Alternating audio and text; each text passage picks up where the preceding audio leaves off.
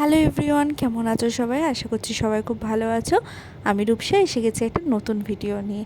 আজকে প্রায় 3-4 মাস বাদে ছাদে উঠলাম। আজকে আকাশটা এত সুন্দর ছিল না, মাঝে মাঝে এরকম সুন্দর সুন্দর দৃশ্য দেখা যাচ্ছিল।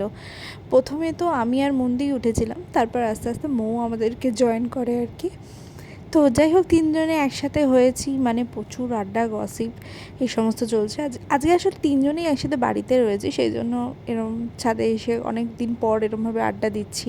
মানে দাঁড়িয়ে দাঁড়িয়ে গল্প করে আমাদের হয়নি, আমরা বসে পড়েছি গল্প করার জন্য। এই করতে করতে কখনো 7:30 বেজে গেছে, খেয়াল করিনি। আমাকে একটু বাজার যেতে হতো, কারণ ঘরে কাঁচা বাজার কিছু ছিল না।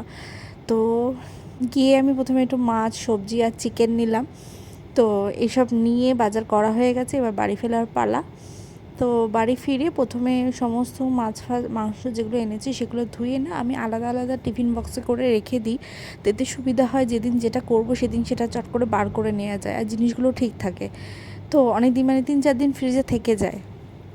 তো সমস্ত কিছু ভাগ করা হয়ে গেছে, এবার সবজির পালা। সবজিগুলোকে ওইভাবে আলাদা আলাদা করে প্যাকেটে ঢুকিয়ে নিই আমি।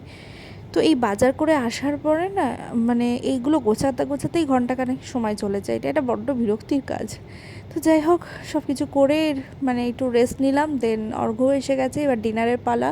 ডিনারে ছিল পরোটা, ঘুগনি অ্যান্ড স্যালাড। এই করে আমাদের রাত্রেবেলায় আমরা বসেছি হচ্ছে পডকাস্ট দেখতে। প্রেতকথার পডকাস্ট আমাদের ভীষণ পছন্দের। এই রাত্রেবেলায় জাস্ট চাদরের তলায় ঢুকে এবং একটা ভূতের গল্প শোনা আমার খুব ভালো লাগে। তো এই ছিল আজকের দিনটা। চলো টাটা সবাইকে, গুড নাইট।